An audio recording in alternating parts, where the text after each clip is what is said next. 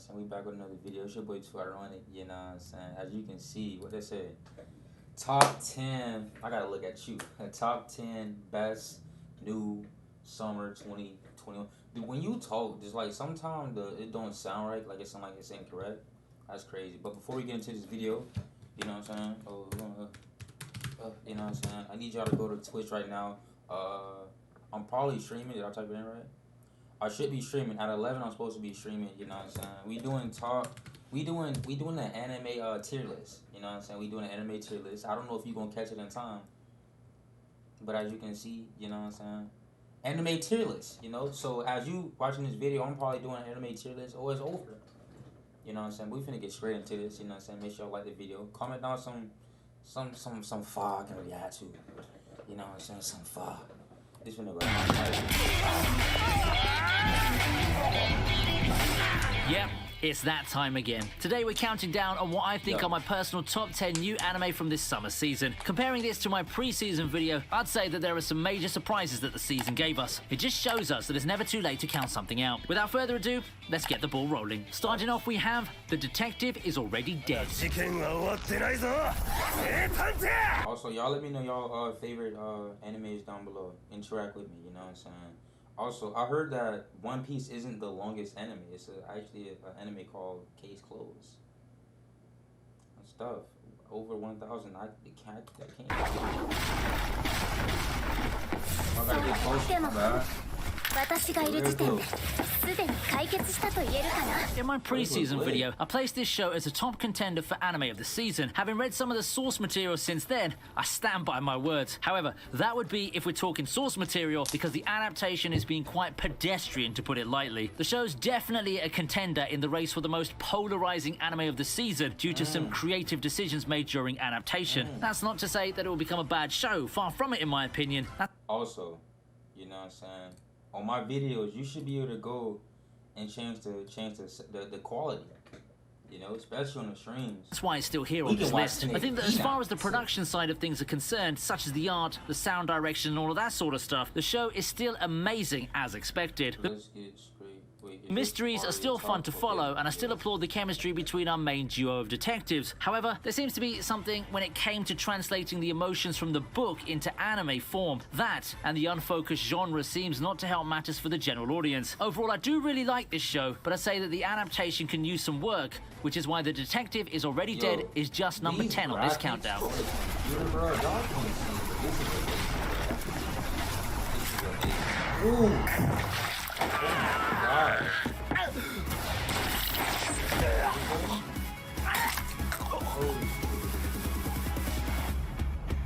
Put that thing that Next man is broke, bud. how a realist hero rebuilt the kingdom.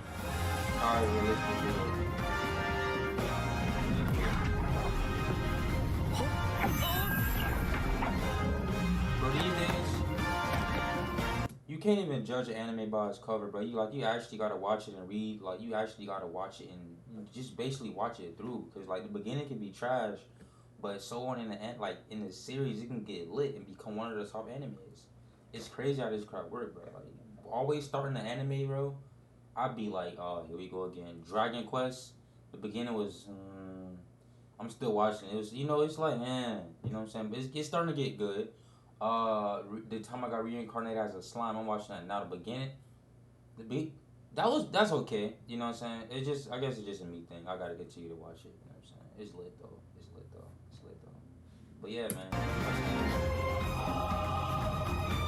At first, I had my eyes on this title because of its somewhat different take on the whole isekai thing. Instead of taking the role of a powerful hero on an adventure, here we have a protagonist who settles in for a more... Boom. And also, I know my watch time duration, it'd be like 2, 3, you know what I'm saying? But just in case, this is what I need you to do. I need you to go to YouTube, you know what I'm saying? I need you to look up... I need you to go to YouTube. Too ironic. Boom. I need you to go and hit the subscribe button. I need to watch more of this, bro. You're bro. I need you to go hit the subscribe button, hit the like button, you know what I'm saying? We finna go crazy, you know what I'm saying? Also, check me out on the lives. Quick ad break. Simple advertising. Muted life as an economist. Yep, instead of the standard action adventure scenes that we've all grown used to seeing in isekai, realist hero does what it's advertised to do, giving a more down-to-earth take on the concept of being reincarnated into another world. And it does really give me a refreshing experience. It's interesting to see an isekai through the lens of someone who chooses to primarily employ logic and economics in his rise to the top. The characters are also pretty likable, and I'd say that they're a big part of the experience. But it's not without its flaws though. I personally am a fan of some isekai tropes, but I admit that some may not be too hot on them, like the mandatory harem that seems to be in every show of the genre these days. I also think that the world has been fleshed out a lot better in the source material, but I just chalk that up to the standard compromises that have to be done when a novel becomes an anime. While I'd say there's unfulfilled potential here, I'm content with what I saw out of this anime. Sure, it could be more, and politics is a different beast altogether with its various layers and possibility for turmoil and conspiracies, but this is a show that I have an overall positive outlook of. 普段と変わらない平穏な一日だから僕は家で寝てなきゃおかしい Number 8 on the list is Tsukimichi Moonlit Fantasy. Now it's time for the more traditional isekai. Well, kind of. The thing is, Tsukimichi works like a more light-hearted parody of the genre. That's the way I see it anyway. It's an isekai that's also a reverse isekai of sorts, mainly due to the parents' background. Listen. I know, well, I'm learning now that with anime, I thought I could just watch Dragon Ball Z and Naruto and be considered a weeb or, you know what I'm saying, somebody who watch anime. Apparently I can't. You know, so apparently there's different tiers. You got the newbies, you got the Dragon Balls, and people who watch Naruto. And then you got the Sword Art Online and the Parasites and then the higher ups. I don't know what an isekai is. I don't know what an isekai is. Y'all be walking around like, you got to inform me. I'm not one of those. It follows a lot of the tropes and story beats that have characterized the genre, yet plays around with them wildly in how it does its twists and turns. And I think that makes it such a fun watch for the general audience. Isekai parody is pretty big right now, and Tsukimichi is the perfect addition to that ever-growing library of the subgenre. And I found the most joy in seeing how Makoto and his funny companions interact with the world. Overall, Tsukimichi is the more easygoing isekai of the season that you might want to pick up if you're looking for something to kill time and unwind to. これで終わりだ記憶の幻影の中幸福に溺れて死んでもらおう Okay, last chance. Have you subscribed yet? Why haven't you subscribed yet? Follow me on Twitch. Subscribe to the channel. Oh yeah. Before speaking, just chill. Anime openings. Should I do a reaction to top 10 or top something anime openings? Y'all don't got nothing on Black Clover. Top anime openings. Let me know. In this sound fire. Let's get. When I saw the promo art for Aquatope on White Sand, several titles crossed my mind. There's just a feel to it that any veteran fan would immediately recognize, and having PA Works at the helm further pushes that impression. However, what I didn't expect is for Aquatope on White Sand to be as straightforward as it was. Now, that's not a bad thing necessarily. I'm always up for a slice of life, and the story of a former idol reigniting her passion for the joys of life is something that I did have a good time watching. Helping with the enjoyment is seeing PA Works pull out their A game with how they made the backgrounds and the overall atmosphere so vibrant and alive. The art's definitely the strongest part of the... If y'all watching anime on y'all phone, it just don't, bruh. It's cool, but trust me, bruh. First, you gotta upgrade to a laptop. Get a Mac or something, 1080p, 720. You trust me, bro. It's cool. But once you get a PC, bro, these graphics is crazy. I stopped the video just to tell you these graphics crazy. It gotta be something, bro. This is amazing. The show, and it blows almost every other element out of the water. People have called this a successor to A Lull in the Sea or Blossoms for Tomorrow, and I can clearly see the similarities. If you're a fan of the aforementioned series, you should give this one a try. It's not nearly as dramatic as the flagship key titles that people might associate with the studio, but it's still as heartwarming in its own right. ようこそガマガマ水族館へ私ここの館長イサキのククル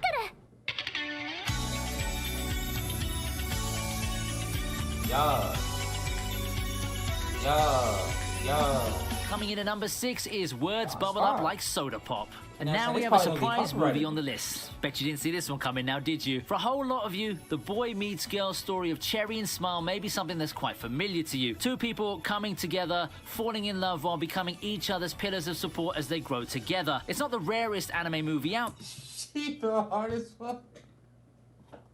She fell hard as fuck. in love while becoming each other's That was pillars not of support as they grow together. It's not the rarest anime movie out there, but this one still hits home when it matters, in letting its charm shine and making you feel good. The story develops like various other movies of the genre, but the production and the chemistry between the characters really get a chance to take the forefront here. While somewhat formulaic, the story still had my attention as I followed the two protagonists in their adventure in search of an old record. In terms of visuals and sounds, the film is simply beautiful. Nowhere near Shinkai level or anything, mind you, but more than serviceable enough for what you're expecting to get in a feature film. The charming movie is available on Netflix for those who are up for some feel-good romance to spend the weekend with. 声かいともチェリーくんの Bro, there's no way I'm walking in a field like these with a girl and I can, bro. Y'all need to chill with that. お兄ちゃんお兄ちゃんお兄ちゃん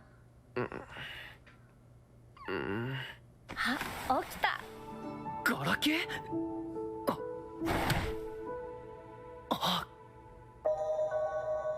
Remake Our Life is one of those shows that I was quite excited to watch. I always like the premise of going back in time to, well, remake my life and pursue the passions that I once had. The premise, the relatable setting of the gaming industry, and the art style caught my attention, and the healthy sprinkling of fan service in the early episodes is just up my alley. My biggest experience with a premise like this is with Re-Life, and I'd say that Remake Our Life provides a completely different tone and execution with a similar story. Overall, it really feels like a wish fulfillment story with a super adept and skilled main character. As they say, overpowered but placed in the context of a more realistic setting. I personally still find it a delight to watch, and the good points do click with me. I definitely recommend you try this one out. 僕には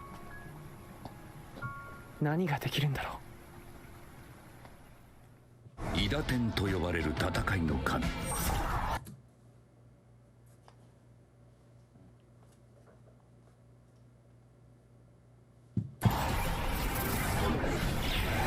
彼らは突如この世に現れ魔族を倒し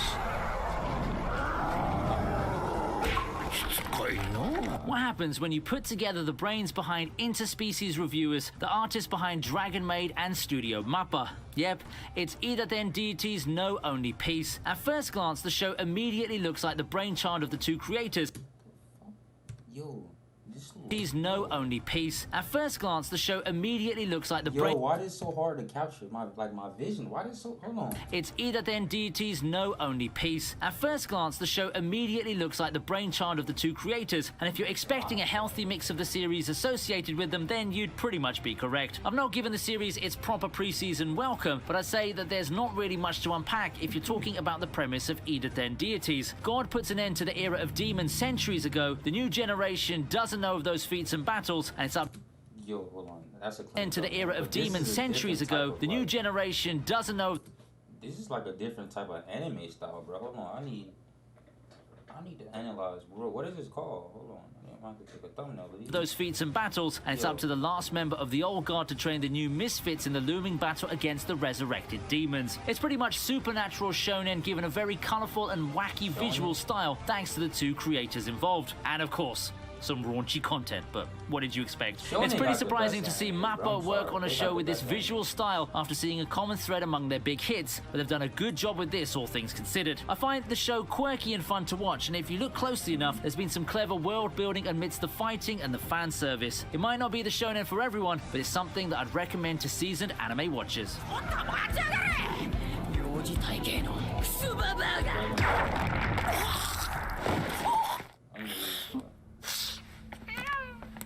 ーねえここはユートピアなのかなそれとも地獄 Honestly, I didn't know what to make of Sonny Boy before the season started. All in all, Sonny Boy indeed is a visual spectacle with a lot of thought and meaning put into it. I called Sonny Boy an artsy show, and I think that by this point you can tell the reputation of something like that. You know, a high-octane action that often comes associated with the premise of being lost in a dimension with superpowers. It takes things slowly and methodically. Yes, Sonny Boy is a slow show and it requires a lot of attention and thought on the part of the viewer. That's to say that it's not a show for everyone, but it does have its niche, and if you happen to fall into said niche, I think that this show can be a strong contender for anime of the season.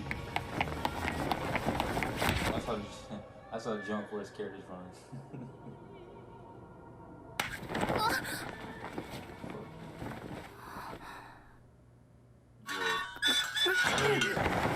Oh.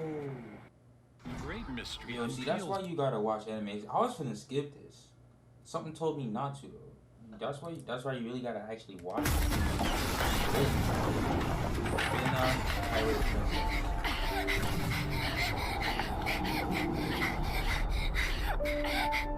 Talk about a surprise entry. It aired quite late into the season, but Fena, Pirate Princess is quickly becoming the rising star of the summer 2021 season, surpassing all expectations as I can see. And no, the fact that I promoted it on this channel a few videos back is not a reason for me placing it as number 2 on the list. The show's legitimately good in a lot of ways, and it pretty much blew away all expectations I had when I started covering it. At first glance, it seems to be a typical adventure featuring a plucky girl on a quest for treasure. I mean, I felt that way too, until I actually watched the show and got enthralled by the adventure of self-discovery. It really does give some Yona of the Dawn vibes, and I'm sure that a lot of people have pointed that out. But to a lesser extent, I can see some of Snow White with red hair, and I really enjoyed that show as well. What I like about Fena is that I can immediately tell that the show is being given the love and care that it deserves during production. That much can be reflected in the visuals, the detailing, and the background music. For an anime original by Production IG, this is looking very promising, even though it hasn't had as many episodes as most of its seasonal peers. If you're up for an adventure story with some themes of family and self-discovery, Fena, Pirate Princess is definitely worth the watch.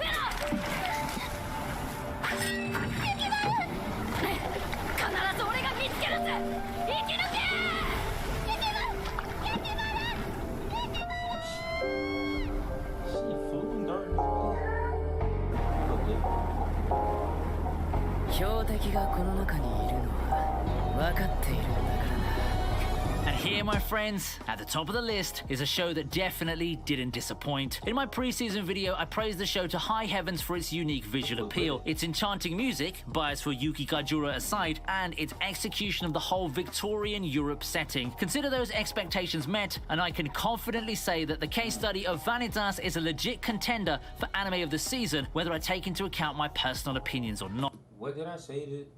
What did I say at the beginning of the video?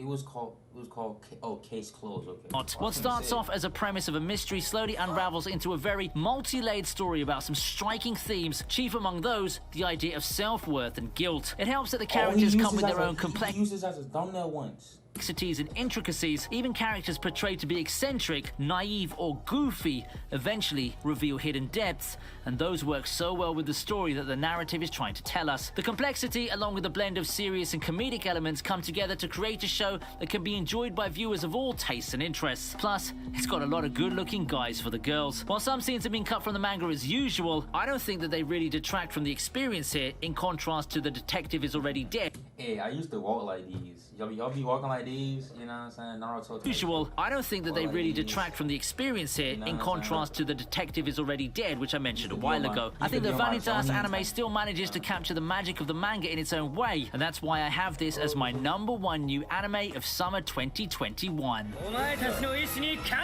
matter what happened,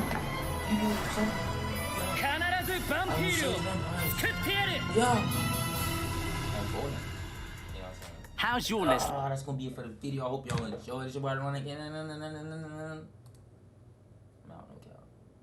Jeez.